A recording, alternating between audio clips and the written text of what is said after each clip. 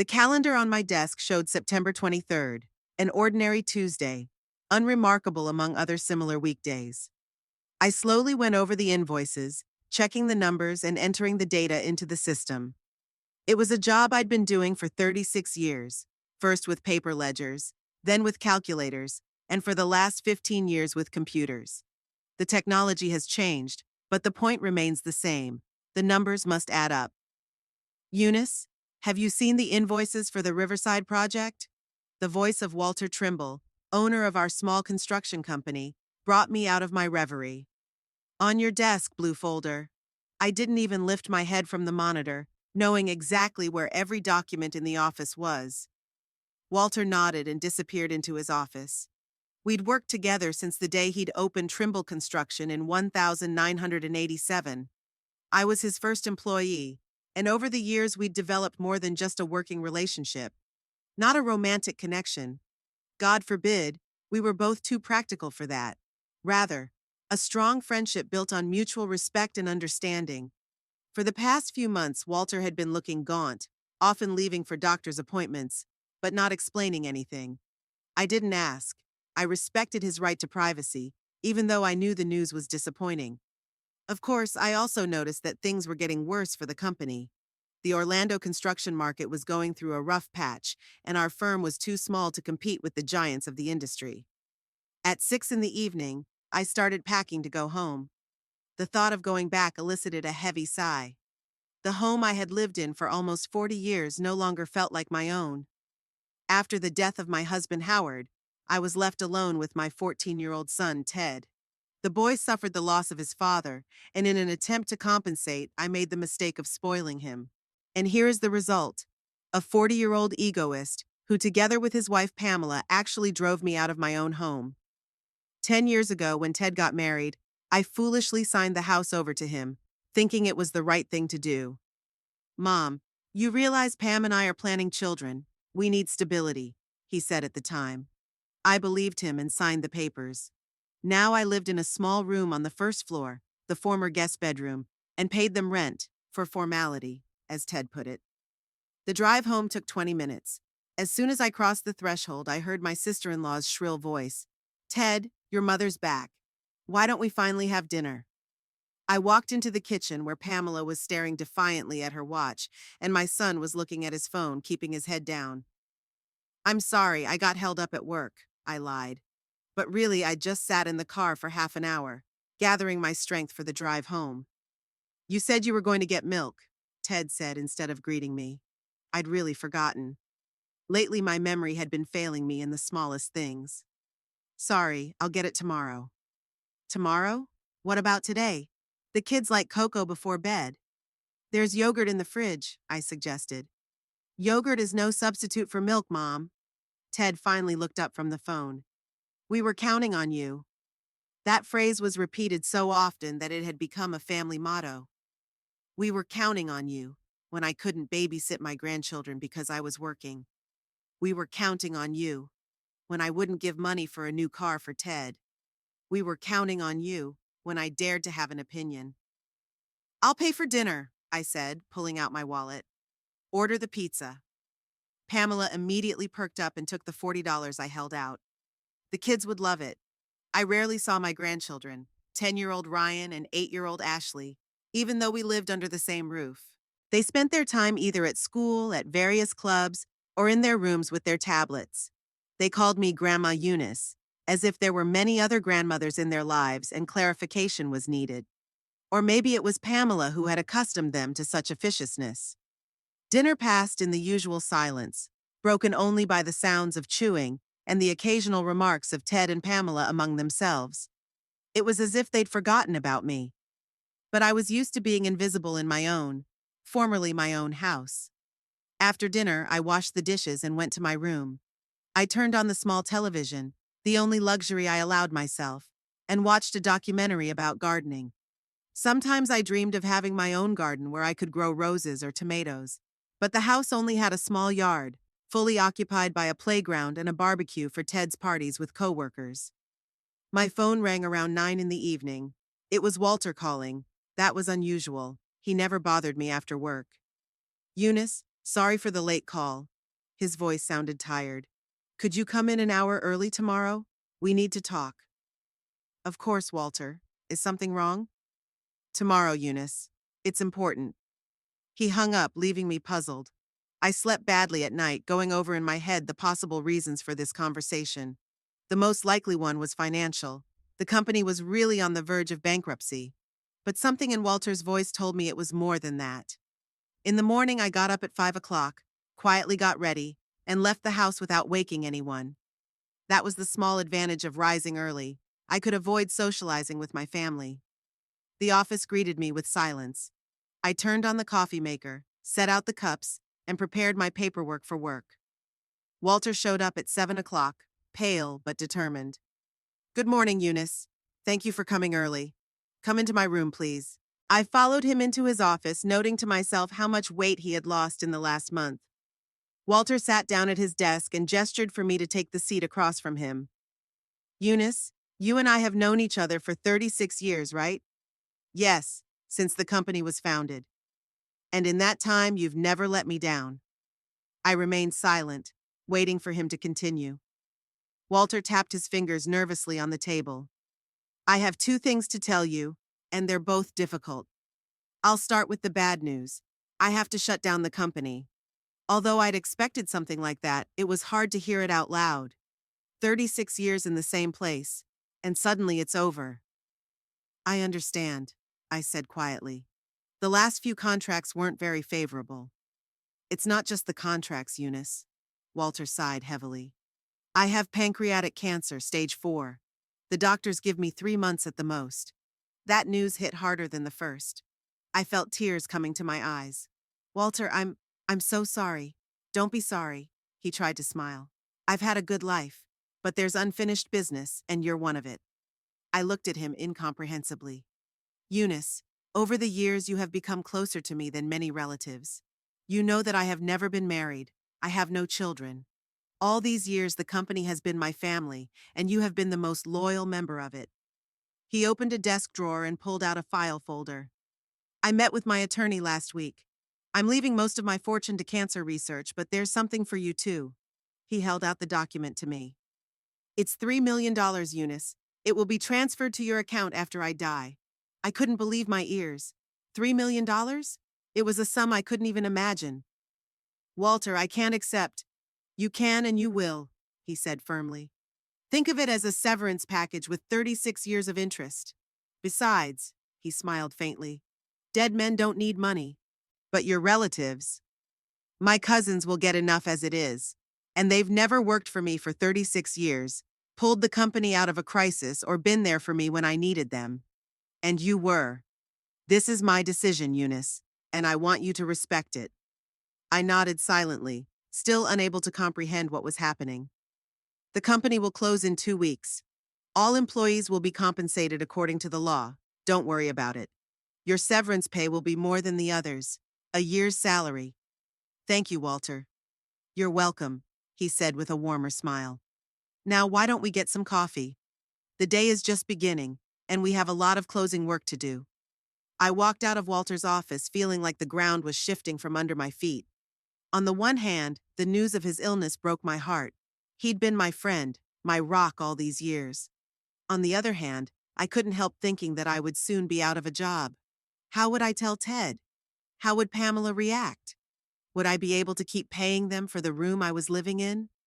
And most importantly, what would I do with the $3 million that would be dumped on me after Walter died?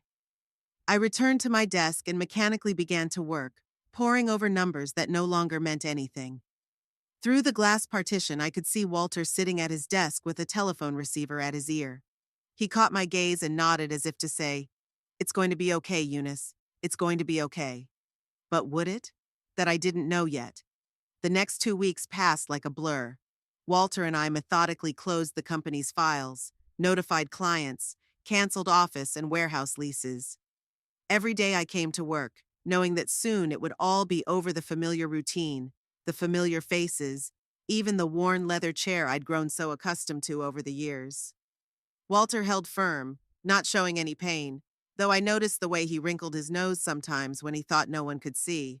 I tried not to show my feelings either, neither grief at the thought of his imminent death, nor fear of my own uncertain future. We were both playing the roles of strong people, perhaps doing it for each other for the last time. On the last day of work, when all the employees had gotten their paychecks and left, Walter and I were alone in the empty office. I sat at my desk, mindlessly going through the paper clips, the only thing left in the drawers. Weird, isn't it? Walter's voice interrupted the silence. 36 years and it just ends like that. Nothing lasts forever, I replied, trying to sound philosophical. Except for taxes and death. He smiled weakly, sitting down on the edge of my desk. Eunice, I want you to know that you were the best thing that happened to this company. And to me. I felt tears coming to my eyes, but I held back. You were a good boss, Walter, and a good friend. He handed me an envelope. Here's a check for a year's salary, just like I promised, and the rest of it. You know, my lawyer will contact you when the time comes. I took the envelope, not knowing what to say. How do you thank a man for such a gift? How do you say goodbye to a friend, knowing you'll never see him again? Eunice. Walter looked me straight in the eye. Promise me you'll use this money to finally live for yourself. I know about your son, about how you live. Please let yourself be happy. I'll try, I replied quietly. We hugged goodbye, for the first time in all our years together. I felt how fragile his body had become, how easy it was to wrap my arms around his shoulders. The disease was destroying him from the inside out. Goodbye, Eunice, he said, letting me go. Goodbye, Walter, I replied, knowing I was telling the truth. The drive home that evening seemed especially long. My mind raced with thoughts of how I would tell Ted and Pamela about losing my job. At my 67, finding a new accounting position would be nearly impossible. I had a small savings, about $20,000, and now a severance package from Walter. That would be enough for a while, but not forever. Of course, somewhere on the horizon loomed that incredible $3 million, but I couldn't count on it first. It would mean wishing Walter a quick death. And second, I still couldn't believe it was real and not some strange joke or dream. When I parked in front of the house, I just sat in the car for a few minutes, gathering my thoughts. The lights in the windows told me that everyone was home, Ted, Pamela, and the kids. They usually went out on Friday nights, but today, as luck would have it, they decided to stay in. I finally grabbed my bag, took a deep breath, and got out of the car. The front door opened before I could even put the key in. Where have you been? We've been waiting for an hour. Pamela stood on the doorstep with her arms at her sides. Her dyed blonde hair was done up in an elaborate style, and her face was covered in a thick layer of makeup. I told you I'd be late tonight, I said, walking into the house. We're going to miss the start of the movie. Pamela pointed to her watch. You promised to babysit. I froze. Indeed, a week ago I had agreed to stay with the grandchildren while Ted and Pamela went to the movies. But with the news of the company closing, it had slipped my mind. I'm sorry, I forgot, I said honestly. You forgot? Ted came out of the living room, already dressed to go out. Really, Mom? We've been planning this for a week. I've had a long day. I sank down on the banquette in the hallway. The company's closing. Today was the last day of work. I expected sympathy, maybe even a hug. Instead, Ted and Pamela exchanged quick glances. So what now? Ted asked after a pause. Now I'm unemployed. I tried to smile. At 67, it's not easy to find a new job. What about the money? Pamela didn't even try to hide her concern. Can you pay for a room? I felt something squeeze inside me. Not, how are you feeling? Not, maybe we can help, but about money. I have severance pay and a little savings, I said. That should last me a few months. And then? Ted crossed his arms over his chest. Then I'll figure something out. Maybe I'll get a part-time job or something. Or you could live off us, Ted finished for me. I've never asked you for money, I said quietly, and I'm not about to start. But room, food, utilities, all of that costs money. Pamela shook her head. Ted, we need to talk. They retreated to the kitchen, leaving me in the hallway. I could hear their muffled voices, but I couldn't make out the words. The meaning of the conversation was clear enough. A few minutes later, they returned.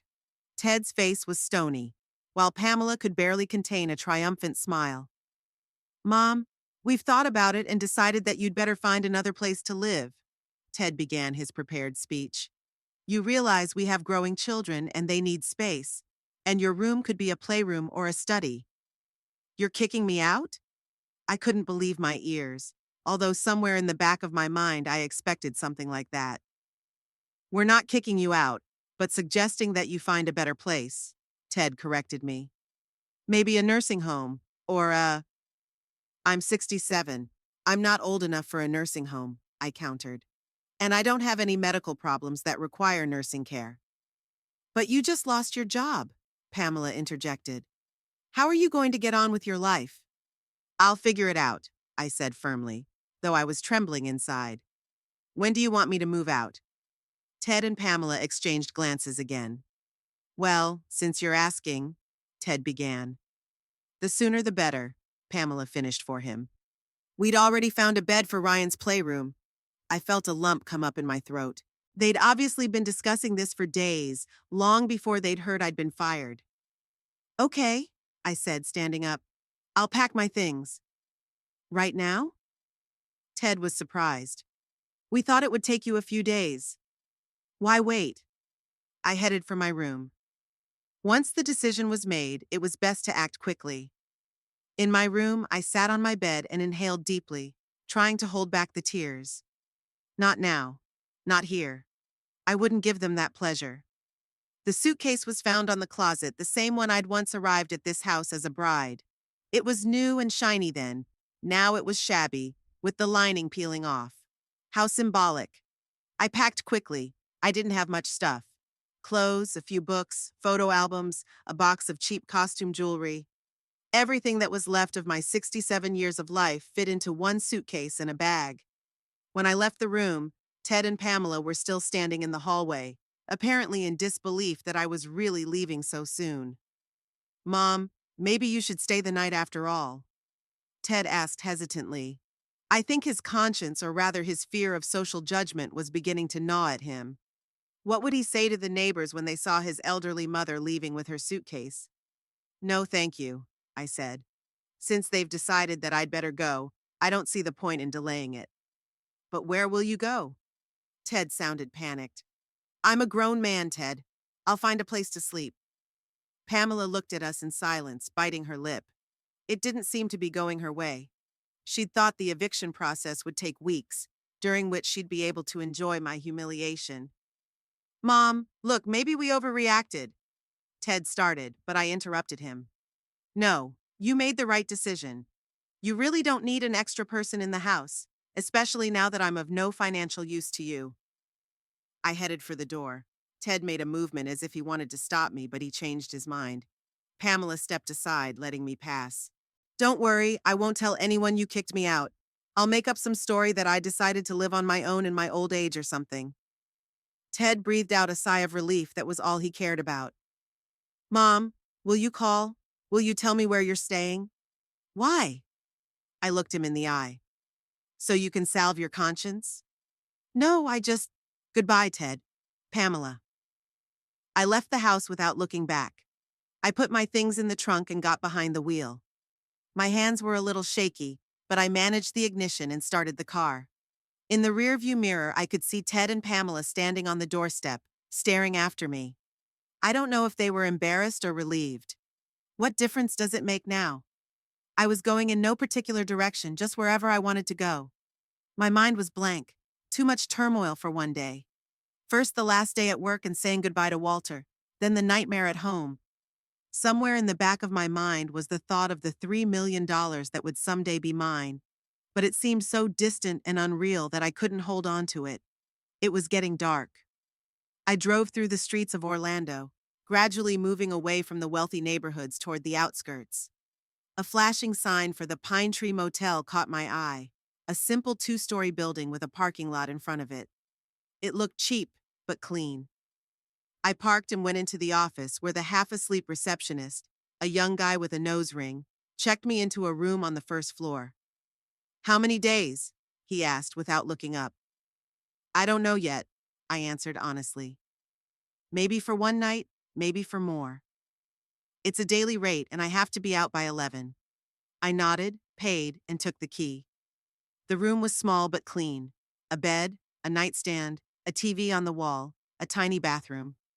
I set my suitcase against the wall, sat on the bed, and finally let myself cry. I cried for a lost job, for a dying friend, for a son who threw me out of his life like I was an unwanted object. About the years spent trying to please people who ultimately didn't care about me. About being alone in a cheap motel at 67, not knowing what to do next. The tears poured and poured until they ran out. I got up, washed my face with cold water, and looked at myself in the mirror over the sink. Reddened eyes, wrinkles, gray hair. A tired old woman looked at me from the mirror. "What now?" I asked my reflection. And suddenly, unexpectedly, I smiled. For the first time in many years, I was really free. No obligations, no one to please. Just me and my life, perhaps not as long as I would have liked, but still my own. And somewhere in the future, maybe soon, maybe not, $3 million that would change everything. I lay on my bed, looking up at the ceiling. For the first time in years, I felt strangely calm. Maybe that's what freedom is, the realization that there's nothing more to lose. The news of Walter's death came 3 weeks after I moved into the motel. I was just returning from the laundry room with a load of laundry when my phone rang. It was an unfamiliar number. I don't usually answer such callers, but that day, for some reason, I picked up. "Mrs. Huddle? Eunice Huddle?" a man's voice asked. "Yes, that's me. My name is Robert Price. I'm Walter Trimble's solicitor. I'm very sorry to inform you that Mr. Trimble passed away last night." I sat down on the edge of the bed. Even though I knew it was coming, the news still hit me like a shoe. Was he in pain?" was all I could ask. "No, he left in his sleep." The lawyer's voice was truly sympathetic. "He left explicit instructions to contact you immediately after. Well, we need to meet to discuss his will." Walter's funeral was modest, just as he'd wanted. I stood apart from his relatives, distant cousins and nephews, most of whom I had never met. None of them approached me. Perhaps they already knew of his generous gift and were jealous of a stranger receiving such a large sum. After the ceremony, the lawyer took me aside and handed me an envelope. "Here are all the necessary documents. The money has already been transferred to the account, the details of which you gave me. If you have any questions, call me anytime." I nodded, still not fully believing in the reality of what was happening. $3 million. A sum I couldn't even imagine. A sum that would change my entire life. I returned to the motel with mixed feelings.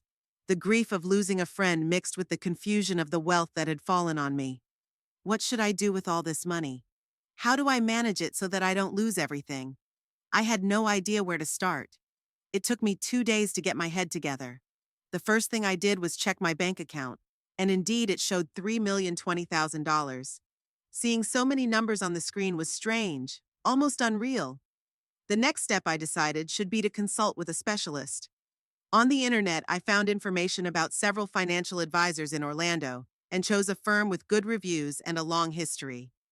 On the appointed day, I put on my best suit, albeit a bit outdated, and went to my appointment. The Bridges Financial Solutions office was located in a modern building in the business district. I felt out of place walking through the glass doors into the marble-floored lobby. "Mrs. Huddle." The woman at the front desk smiled at me. "Mr. Bridges is expecting you. Let me show you out." Corey Bridges was younger than I expected, about 40 years old, with a welcoming smile and an attentive gaze.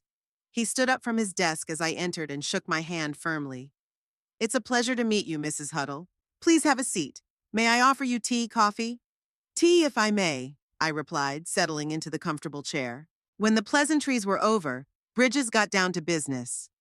"Now, you mentioned on the phone that you had received a substantial inheritance and you wanted advice on how best to dispose of it. Is that correct?" "Yes," I nodded. $3 million. From my former employer." Bridges whistled but quickly returned his professional expression. "That's a significant sum indeed. First, let's discuss your goals. What do you want to accomplish with these funds?" I wondered. What do I want? Throughout my life, I've been so used to living modestly from paycheck to paycheck that the question took me by surprise. I want to live comfortably, but not wastefully," I finally said. "Have my own house, not worry about tomorrow. Maybe do a little traveling. I I want to make sure I don't run out of money while I'm alive. Bridges nodded, making notes. Quite reasonable goals. If you manage that sum properly, you can not only make a comfortable life for yourself, but also leave a substantial inheritance if you wish. The thought of inheritance gave me a wry chuckle. The only potential heir, Ted, didn't deserve a dime of that money. But I didn't share those thoughts with Bridges. Let's talk about concrete steps, he said, laying out some papers in front of me. First of all, I would recommend diversifying your funds. For the next 2 hours, we discussed various investment strategies, tax aspects, possible risks, and ways to minimize them. By the end of the meeting, my head was spinning with new information, but I felt that I was beginning to understand how to manage my unexpected wealth. So, Mrs. Huddle, if you agree with the proposed strategy, we can start work today. Bridges handed me a folder of documents. Study it carefully at home, and if you have any questions, don't hesitate to call. Thank you, Mr. Bridges. I took the folder. There is one more question. I'm currently living in a motel and would like to buy a house. Is that possible anytime soon? Absolutely, he nodded. With your means, you can afford a decent place to live. I'd recommend not spending more than 10% of your total on real estate to leave enough for investment. You mean about 300,000? I clarified. Yes, in that range. In Orlando, you can find a very decent one for that amount. A week after the meeting with Bridges, I was already looking at houses with a realtor, a nice woman named Evelyn, who specialized in real estate for people of golden age, as she delicately put it. We looked at several options in different Orlando neighborhoods, but none of them made me feel at home. Some were too big and empty for a single woman, others were too noisy and crowded. I have another option, Evelyn said after the fourth unsuccessful viewing. It's not quite what you had in mind. It's a little farther from downtown than you wanted, in the Lake Nona neighborhood. But the house is lovely, and it's a great neighborhood. The Lake Nona neighborhood turned out to be exactly what I was looking for, without knowing it myself. Quiet streets with neat houses, most of which were built in the last 15 to 20 years. Lots of greenery, the proximity of the lake, clean air. The house Evelyn showed me was a small one-story cottage with 2 bedrooms and a spacious living room. But most importantly, there was a garden behind the house. Not too big, but enough to grow flowers and maybe even a small vegetable garden. I like it, I said, walking around the house. Inside, everything was bright, clean, and cozy. I could picture myself here, reading a book in a chair by the window, cooking dinner in the compact but functional kitchen, working in the garden on a sunny day. The price is within your budget, 280,000, Evelyn informed me. The owners are moving to Florida and want to close the deal quickly. I'll take it, I said firmly. Evelyn raised her eyebrows in surprise. Don't you want to think about it some more? Maybe look at other options? No, I smiled. I know it's my house. The transaction went surprisingly quickly and smoothly. 3 weeks later, I was standing in the middle of an empty living room with the keys in my hands. My house. For the first time in years, I had my own space where no one could tell me what to do. I spent the next few days furnishing the house. It was a fascinating activity, choosing furniture, textiles, dishes, all the little things that turn empty walls into a home. I didn't save money, but I didn't splurge either. I chose quality, good things that would last a long time. When the main part of the arrangement was completed, I decided to get acquainted with my neighbors. To my right lived a young couple with a small child. They waved to me as I unloaded my purchases, but were too busy to make conversation. To the left, the house belonged to an older couple who, as it turned out, spent most of the year in Florida and were now away.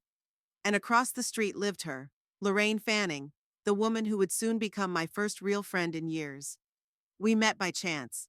I was gardening, trying to figure out what to plant where, when I noticed an elegant woman watching me through a low hedge. Would you like some advice from someone who has been growing roses here for 15 years? She asked with a slight smile. I'd love to, I replied, straightening up and shaking my hands off the ground. I'm Lorraine Fanning. I live across the street. She pointed to the house across the street. Eunice Huddle. I stepped closer and held out my hand. Just moved in. I know we don't get many new faces in our neighborhood. She shook my hand. If you'd like to come over for tea after you've finished, I've just made a blueberry pie. I couldn't remember the last time I'd been invited to tea for nothing. In my life with Ted and Pamela, social contact was kept to a minimum. Only their friends and colleagues with whom I had little contact. Lorraine's house turned out to be as cozy as its hostess. Lots of books on the shelves, soft armchairs, live plants, and framed photographs everywhere. It was the home of a man who lived life to the fullest. How long have you been in Lake Nona? I asked, taking a cup of tea. Oh, almost 20 years, Lorraine replied, slicing a pie. My husband and I moved here when the neighborhood was just starting to develop. Unfortunately, Harold died 5 years ago, but I decided to stay. I love this place. I like it here too, I admitted. It's quiet, peaceful, lots of greenery. And the neighbors are nice, Lorraine winked. Mostly older couples or families with kids. No loud parties. We talked for hours. Lorraine was a former literature teacher, now retired. She had a daughter and two grandchildren who lived in Atlanta and visited her regularly. And your family? Lorraine asked. I hesitated, not knowing how much to tell a new acquaintance. I have a son and two grandchildren, I said. But we're not very close. Lorraine nodded understandingly, not trying to ask further. If you don't mind, I could show you how to tend the garden, she offered, changing the subject. It's a very special climate here, and not all the plants take root. I'd love to, I smiled. I'd always wanted to garden, but I'd never had the chance. Well, now you have it. Lorraine stood up. Come back tomorrow morning and I'll give you some of my plants. You'll get started quicker that way. From that day on, Lorraine and I saw each other almost daily. She helped me with the garden, shared books, talked about the neighborhood and its people. I, in turn, learned to bake, never having had time to do so before, and often brought Lorraine fresh baked goods. Gardening became my new passion.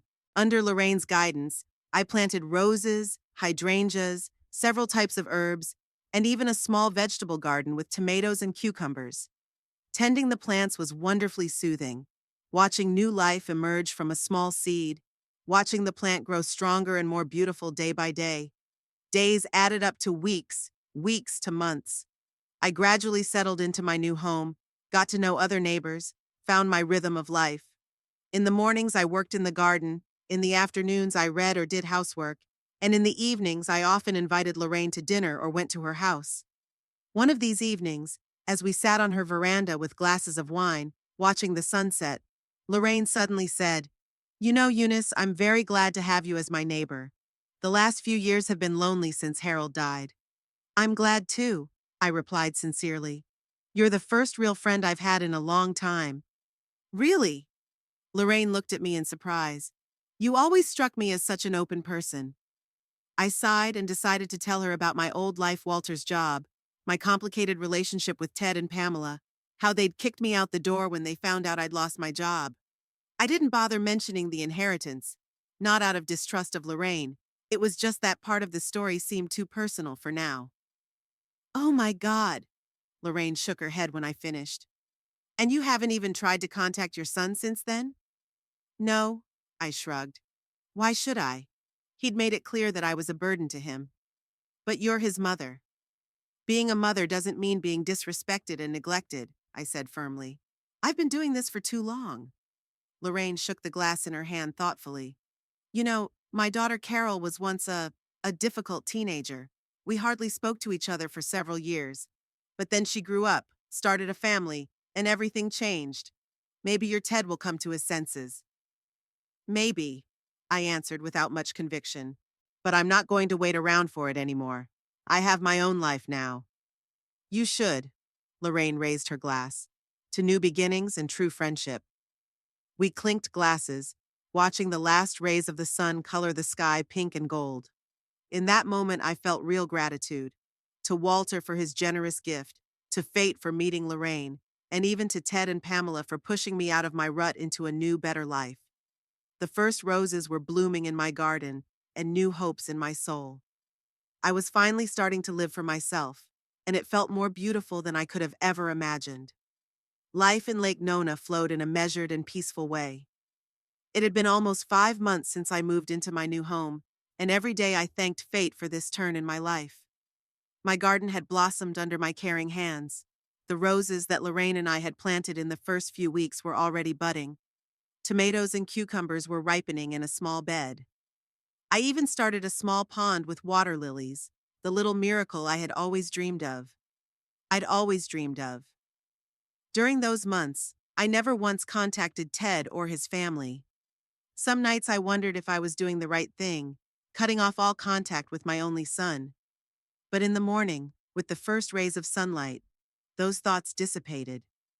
I remembered the years of humiliation, neglect, and strengthened my resolve not to return to the past. I learned about what happened next from Veronica Paxton, a former Trimble construction employee whom we met by chance at the mall. I was just picking out some new gardening tools when I heard a familiar voice. Eunice? Eunice Huddle? No way. Veronica had changed, gained weight, dyed her hair brown, but I would have recognized her sonorous voice anywhere. Veronica, how long it's been since we've seen each other? I was genuinely happy to see her. My God, Eunice, you look amazing. She looked me over with an appraising eye. The pension is doing you good. We decided to have coffee at a small cafe by the fountain. Veronica was poring over the news. Some of her former colleagues had found new jobs, some had retired, some had moved to another city. What do you do? She asked, having finally exhausted her supply of gossip. You look like you're doing great. I moved to Lake Nona, I said. I bought a little house, I'm gardening. It's not much, but I like it. Lake Nona? Veronica whistled. Not a cheap neighborhood. Apparently Walter had appreciated you over the years for a reason. I tensed, but tried not to show it. What do you mean? Well, everyone knows Walter left you a large inheritance. Veronica leaned closer. As much as 3 million, they say. Is that true? My heart skipped a beat. I didn't talk about the inheritance. I'd only told Lorraine about it recently. How could Veronica know? Who told you? I asked, trying to stay calm.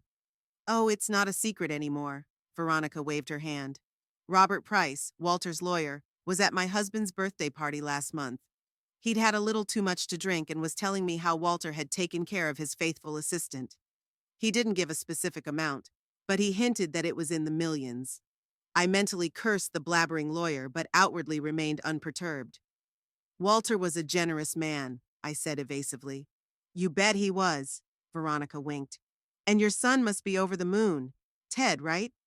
Ted doesn't know. I set the cup down firmly on the saucer. And I'd rather keep it that way. Veronica raised her eyebrows in surprise. Really? Why? We have a complicated relationship. Oh, she was slightly embarrassed, but curiosity quickly took over. But you're gonna tell him, right? I mean, it's your son. We'll see. I glanced at my watch. I'm sorry, Veronica, I gotta go. It was nice to see you. We parted with promises not to lose touch, but I knew it was unlikely we'd meet again. In the car on the way home, I thought about my conversation with Veronica. If rumors of the inheritance were already spreading around town, it was only a matter of time before they reached Ted. And then what? I got the answer to that question exactly 1 week later. It was a quiet Saturday night. I was cooking dinner and listening to classical music when the doorbell rang. When I opened the door, I was stunned. There was Ted. Mom? He looked as dumbfounded as I did. Was it really you? I nodded silently, unable to say a word. Yeah, I wasn't sure. Ted rubbed his neck nervously. I found the address through the directory, but God, you look great. I've really changed over the months. The vacations, the fresh air, the regular walks, and the work in the garden had done their job. I've lost weight. I've gotten a tan. Even my hair looks thicker. Or maybe it's just the new haircut from the salon I've been going to regularly. Thank you. I finally found my voice. To what do I owe this visit? May I come in? Ted was shuffling from foot to foot. It wasn't very comfortable to talk on the doorstep. I hesitated. Part of me wanted to slam the door in his face, but the other part of me, the maternal part, still reacted to this man as if he were my child. Okay, I stepped aside. Come on in. Ted stepped inside, looking around curiously. Wow, he whistled. This place is, very nice. It's cozy. Thank you. I went into the kitchen. Would you like some coffee? Yeah, I'd love some. Ted followed me like a lost puppy. Mom, I'm so happy to see you. We were all worried. Worried? I couldn't hold back a bitter laugh. So worried that in 5 months you hadn't called, written, or tried to find me? Ted lowered his eyes guiltily. I know it looks bad. Pam and I, we thought you'd get in touch when you cooled off. And then it's been so long. He spread his hands. I didn't know where to start. So what's different now? I set a cup of coffee in front of him. Ted fidgeted in his chair. Yeah, I ran into Norman Jenkins last week, remember him? He worked at Walter's company. He said he saw you in town and you looked great. Mentioned that you had a new house in Lake Nona. I didn't say anything, waiting for him to go on. And he also said something weird. Ted took a sip of coffee. Something about an inheritance from Walter Trimble? Is that true, Mom? That's it. I knew it would come up sooner or later.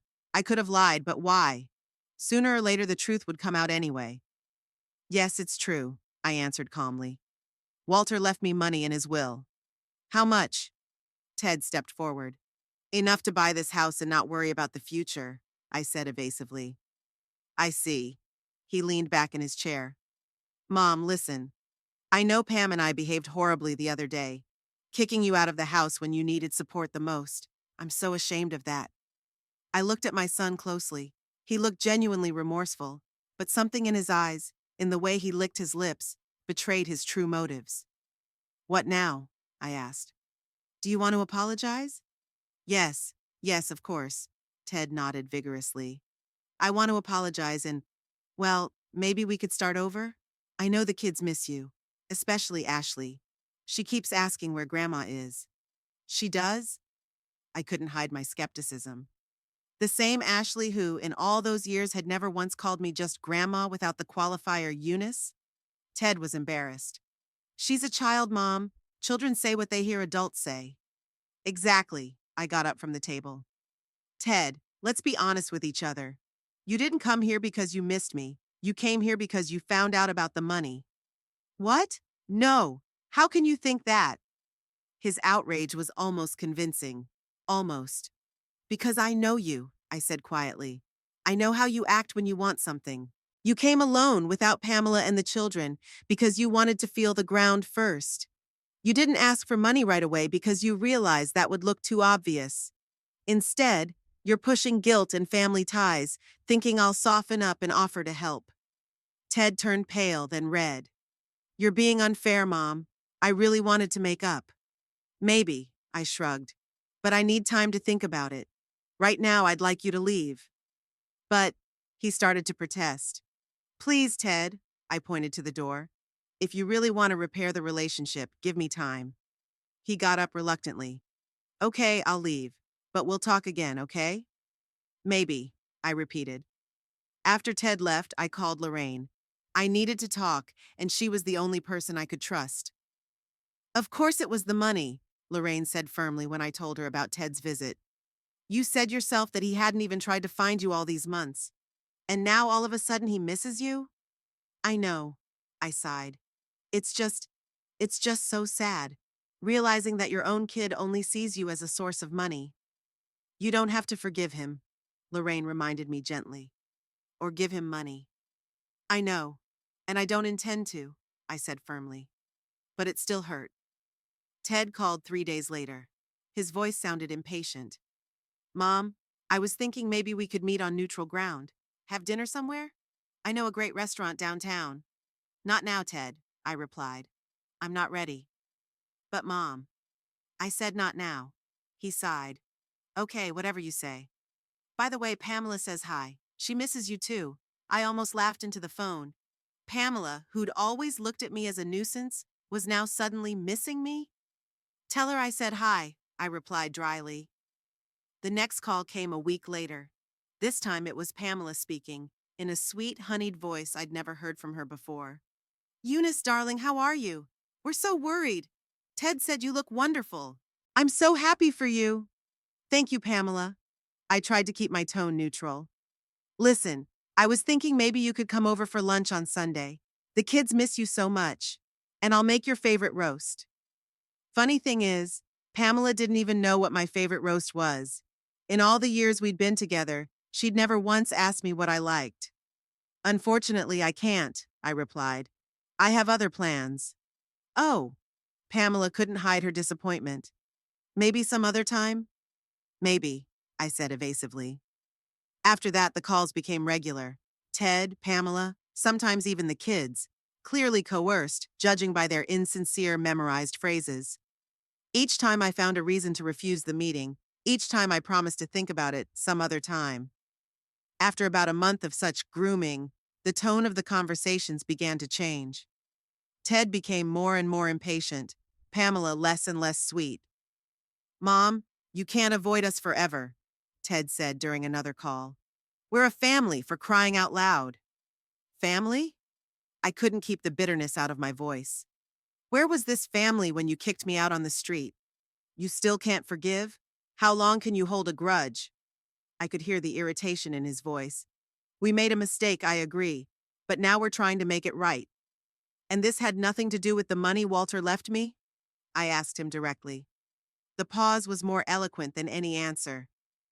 What does it have to do with the money? Ted finally said. Although since you brought it up, don't you think it would be fair to help your own family? Ryan's got college coming up. Ashley's got dental problems and needs braces. Ted, I interrupted him, I'm not going to give you any money. Not a dime. Not now. Not ever. What? Why not? He wasn't trying to hide his outrage anymore. Are you going to take it all to your grave? What's the point? The point is, it's my money. I decide what I want to do with it. But we're your family. Your blood. Who else are you going to leave it to? It's none of your business, I said firmly. Goodbye, Ted. I hung up the phone to his outraged screams. The next call was from Pamela, and she wasn't pretending to be friendly anymore. Listen to me, you old hag, she hissed into the phone. You have no right to disinherit your own grandchildren. It's selfish and cruel. Pamela, I remained calm. You forget that this is not my husband's inheritance or the family fortune. This is money left to me by a friend and employer. It has nothing to do with Ted or the children. Nothing to do with? Pamela shrieked. You're Ted's mother. Everything that's yours should belong to him. That's not how it works, I sighed. Pamela, this conversation is pointless. I'm not changing my mind. Then don't be surprised if we sue you, she threatened. We'll prove that you're incompetent to handle that kind of money. Try it, I replied calmly. I'm sure the court will be impressed that you threw me out on the street after 30 years of taking care of my family. Pamela hung up without a goodbye. After that conversation, there was a lull. Neither Ted nor Pamela called for almost 2 weeks. I began to hope that they had finally realized the futility of their attempts and left me alone. But I was wrong. One evening, when Lorraine and I returned from a theater performance downtown, I found the front door of my house broken into. Inside was chaos. Drawers pulled out, the contents of closets dumped on the floor, beds turned over. Someone was obviously looking for something, money or documents. Oh my God, Lorraine whispered, looking at the mess. You call the police, and I'll see if anyone else is hiding in the house. The police arrived quickly. 2 officers thoroughly inspected the house, wrote up a report, took pictures of the damage. Any idea who it might have been? One of the officers asked. I hesitated. Should I name Ted? I had no proof, only suspicion. And yet, my son, maybe, I said quietly. We have a conflict over money. The officer nodded understandingly. It happens a lot, unfortunately, especially in families. Do you have a place to sleep tonight? You shouldn't stay here alone. She's coming to my place, Lorraine said firmly. And tomorrow we'll get a handyman to fix the door and the locks. That night, lying on the couch in Lorraine's living room, I thought about what had happened. Had Ted fallen so low? Or was it just a random burglar? An inner voice suggested it wasn't a coincidence. Tad might have been looking for Walter's will or bank records, hoping to find evidence of the incapacity Pamela had spoken of. The next day, with the new locks installed and the door fixed, I decided to act. I called Ted. I need to talk to you, I said as soon as he answered. Today, 3I, Lake Nona Park. Mom, you finally decided to meet? There was surprise in his voice and anxiety. Yes, come alone, without Pamela. In the park, I chose a bench in a crowded area just in case. Ted showed up at exactly the right time, looking around nervously. Mom, he hugged me awkwardly. I'm glad you finally agreed to meet. Sit down, I pointed to the bench. I have a serious conversation to have with you. Ted sat down next to me, clearly nervous. Someone broke into my house yesterday. I watched his face carefully. They didn't steal anything, but they turned everything upside down. His eyes widened. But was it genuine surprise or an act? Oh my God, Mom. Are you okay? Nothing's missing? I'm fine, and no, nothing's missing, I replied. But I have a suspicion who it might have been. Ted tensed up. And who might that be? Someone who really wants my money. Someone who threatened to sue me and accuse me of incapacity. Someone who might be looking for documents to use against me. You think I'm... Ted jumped up from the bench. How could you? I'm your son. That's why I haven't given your name to the police yet, I said calmly. But if it happens again, I will. And I have proof of your and Pamela's threats. I recorded our conversations. That was a lie. I hadn't recorded the conversations, but Ted couldn't know that. You're bluffing, he said uncertainly. Check, I shrugged. But keep in mind that if anything happens to me, accident, sudden illness, whatever all the records will automatically go to the police and my lawyer. Ted turned pale. You're out of your mind. I would never. I hope so. I stood up. I'm giving you a chance, Ted. Leave me alone. Forget about the money. Live your life. Otherwise, the next conversation will be in front of the police. I turned to leave, but his words stopped me. You're going to regret this. Ted's voice shook with anger. I swear you'll regret it. I turned around and looked at my son, red with anger, his face contorted, his fists clenched. He was a stranger in that moment, a complete stranger to me. No, Ted, I said quietly. The only thing I regret is that I didn't see you sooner for what you've become. Goodbye. I walked away without looking back, feeling his hateful gaze between my shoulder blades. It was empty and cold inside. I had just completely lost my son. Or maybe I'd lost him a long time ago, and today I just recognized that fact. The airplane began to accelerate down the runway. I leaned back in my seat, clutching Lorraine's hand tightly. The city where I'd spent my whole life, first happy, then hard, and now starting over, was getting smaller and smaller. Do you know what I'm thinking? Lorraine asked as we gained altitude. That we'd finally gotten rid of all those annoying people? I suggested with surprising ease. Lorraine looked at me in surprise, but then laughed. No, though that's true too. I think of everything happens in time, even the bad things. If it hadn't been for the layoff, if Ted and Pamela hadn't kicked you out of the house, I'd still be there, I interrupted. Cooking dinners, paying for their tiny room in my own house, and listening to their constant rebukes. And now here I am, with $3 million in my account, flying to Paris, and, can you imagine? I feel absolutely no guilt. I said those last words with a special pleasure. Guilt was something Ted and Pamela had been playing on for years. Guilt for not being a good enough mother, not being a generous enough grandmother, not being a comfortable enough housekeeper. Now that guilt was gone. None at all. You know, I continued, looking out the window at the passing clouds, I've given myself to others for so many years. First to my parents, then to my husband, then to Ted. Always to someone, but never to myself. And what did I get in return? Neglect, ingratitude, and a kick in the ass at the first opportunity. I was especially amused by their last visit, I added with a wry smile, remembering how Ted had brought the whole family to my house 3 days ago. Remember when they showed up with that cheap pie from the supermarket? Lorraine nodded. That ostentatious scene of theirs. Grandma Eunice, bake us cookies like you used to. And I couldn't even go near an oven in their house. Pamela always said I was misusing appliances. And those kids with their fake smiles and their memorized phrases? You figured them out fast, Lorraine said. You bet I did, I snorted. Kicked them out the door after 20 minutes. You should have seen Pamela's face when I said, you know what? I'm sick of your manipulations. Get out of my house and don't come back. She was shocked. She thought she could force pity by waving her grandchildren in front of me like bait. I could still remember how Ted tried to object, how Pamela's face changed, instantly shedding her mask of subdued politeness, how the children blinked in confusion, not knowing what was going on. The normally docile, always compliant Grandma Eunice had suddenly turned into an adamant woman who was pointing them to the door. And then, when they started threatening legal action and incapacitation, I just said, "Go ahead, make my day.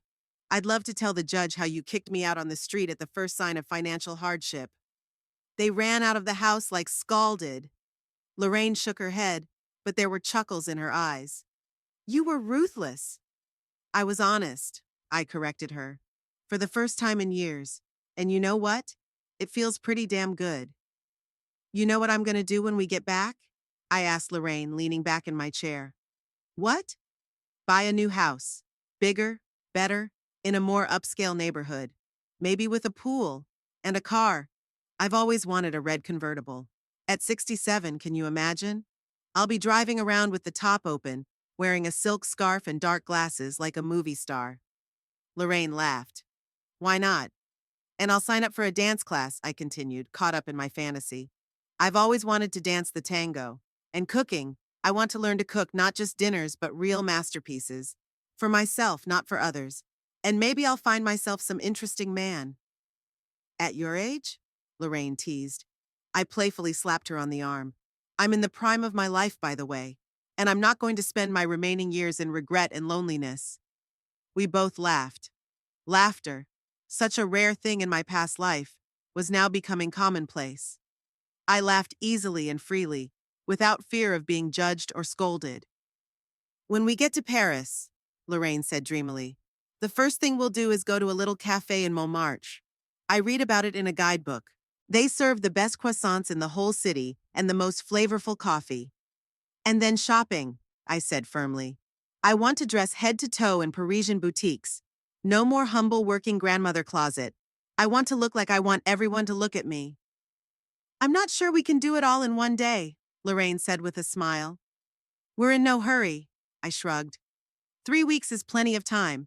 And if it's not enough, well, we can always come back, or go someplace else. Italy, for example, or Japan. I've always wanted to see the cherry blossoms. "Eunice," Lorraine looked at me with admiration. "You've changed. When we first met, you were so muted. Now you're radiant." "Because I've finally realized one important thing," I finished my champagne. "All my life I've been living for other people, and in the end, I was thrown away like a piece of junk. I won't make that mistake again. Now I'm going to live for myself." The plane entered the turbulence zone, swaying slightly. The fasten seatbelt signal lit up, but it didn't scare me. After all I'd been through, a little bump in the air didn't seem like a big deal. And you know what the best part was? I leaned over to Lorraine. "I can imagine Ted's face when he finds out I've been spending my money on travel and entertainment instead of his precious children. He was sure I'd give up sooner or later, melt at the sight of my grandchildren and open my wallet." "Have you really decided to break off your relationship with them completely?" Lorraine asked, and I could detect a note of concern in her voice. I wondered. For a moment, the images of my grandchildren Ryan, with his serious gaze so much like his grandfather's when he was young, and Ashley, with her curly hair, flashed before my eyes. But then I remembered them standing in my house, reciting memorized sentences about how much they missed their grandmother. "Yes," I said firmly. "They made their choice. I made mine. Maybe when the kids are grown and on their own, things will change. But right now, they're just tools in Ted and Pamela's hands. And I'm not going to be a part of that play." The turbulence was getting worse. The plane shook, but I felt strangely calm. What could have happened? Worst case scenario, we'd crash and die. But even that thought was not frightening. I'd already been through the worst of it, betrayal by loved ones. After that, physical death seemed almost insignificant. I turned to the porthole. Down below, under the wing of the airplane, clouds like whipped cream floated by. The sun was coloring them golden. A beautiful, pure, free world.